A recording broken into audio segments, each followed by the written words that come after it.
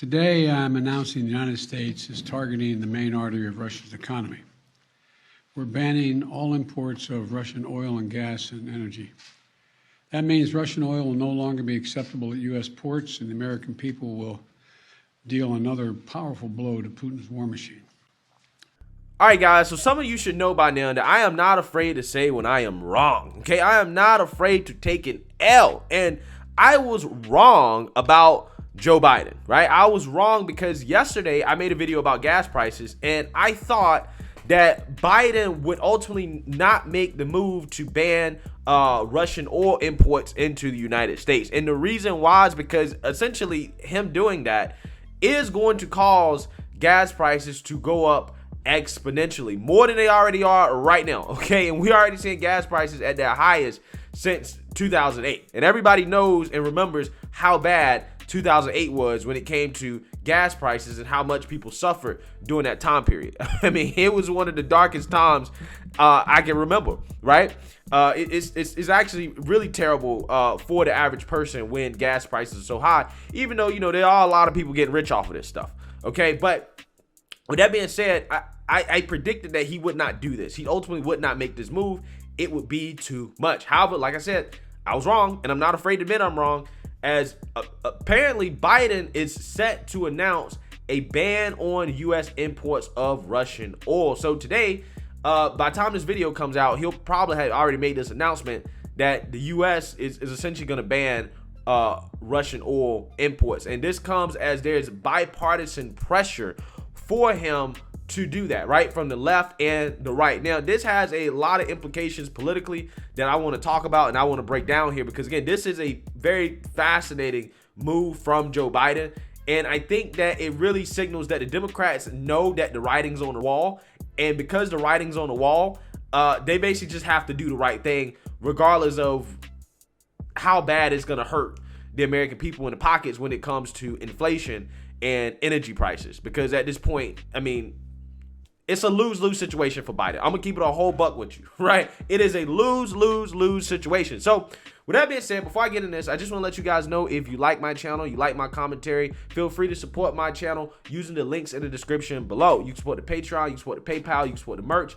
There are multiple ways to support the channel if you like to do so, including getting yourself one of my signature racist mugs, which is a daily reminder of the 2022 definition of racist according to the left, which is anybody who disagrees with the Democrat Party. So with that being said, let's go ahead and read about the remarks that Biden is set to make. President Biden is expected to announce a ban on Russian oil imports to the U.S. on Tuesday morning amid bipartisan pressure, Fox Business has learned, as Russia continues its invasion of Ukraine for a 13th day.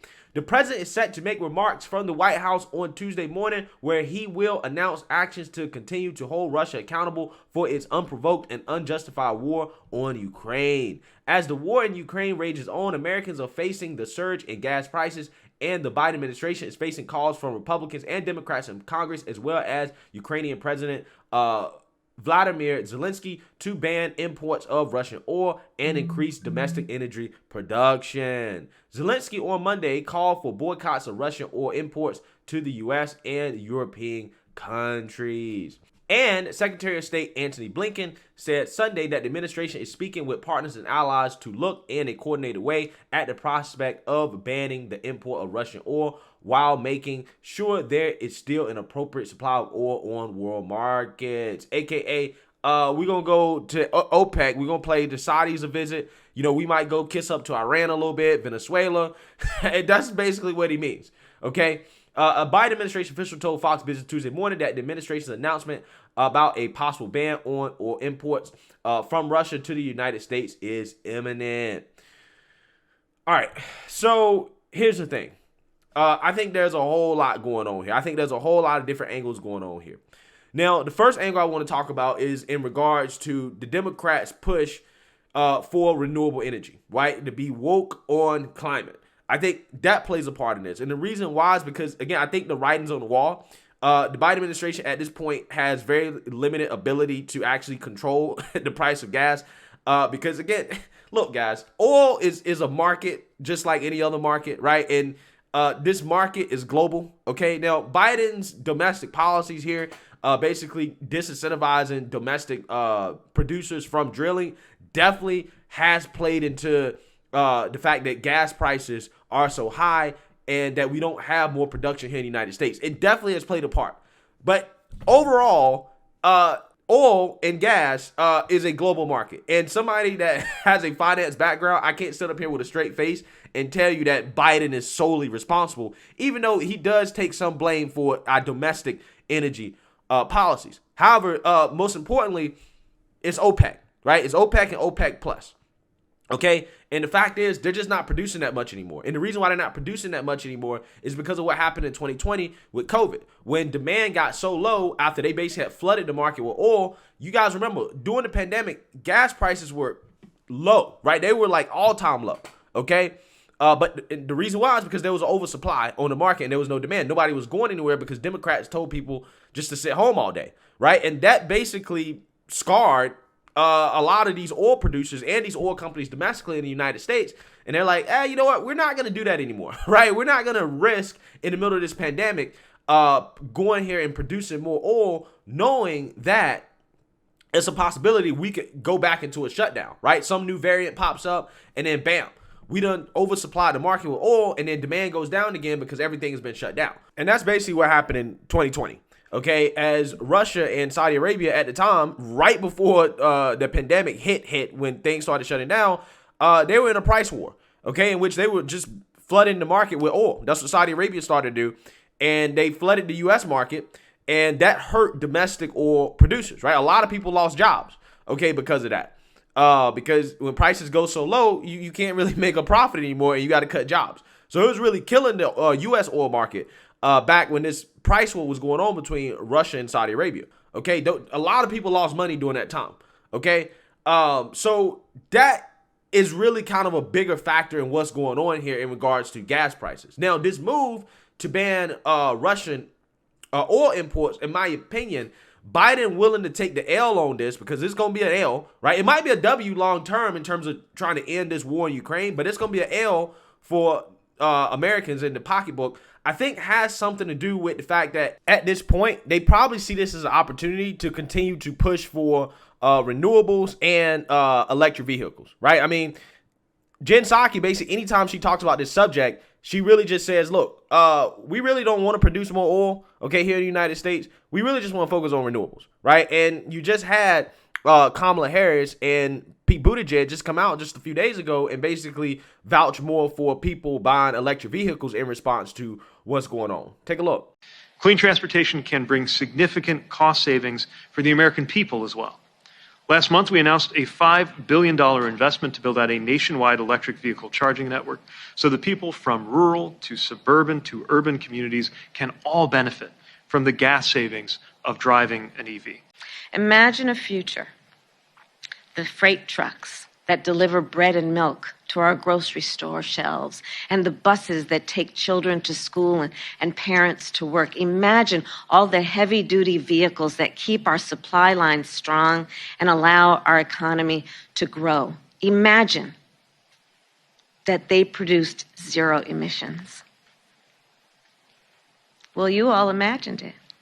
That's why we're here today.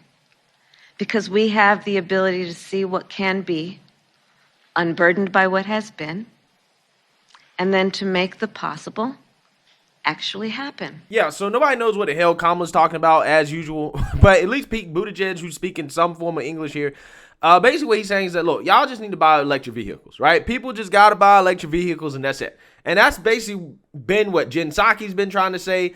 That's what the Democrats are basically trying to say in a nutshell, right? So that's why I think that Biden is comfortable making this move, because it's like, well, you know what? We're going to take the L anyways on gas prices. We might as well get a long-term W by banning Russian oil imports and potentially ending this war in Ukraine, even though gas prices are going to go up even more.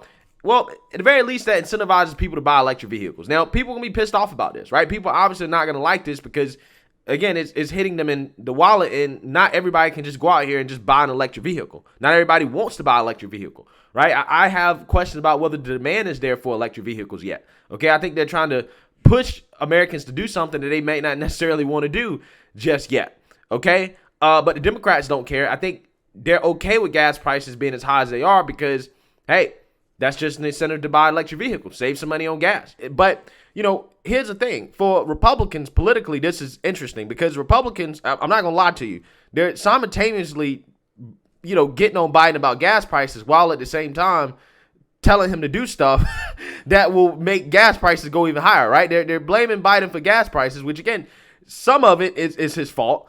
But they're also telling him, hey, look, you need to ban Russian oil imports, which is going to make gas prices go even higher. Right. So, again, for them, this is like a dream scenario for them, even though, again, it's hurting people in the pockets in regards to their ability to blame Biden and say, well, it's all Biden's fault, while at the same time saying, hey, you should ban Russian oil. For them, it's really a W. Right. It really is.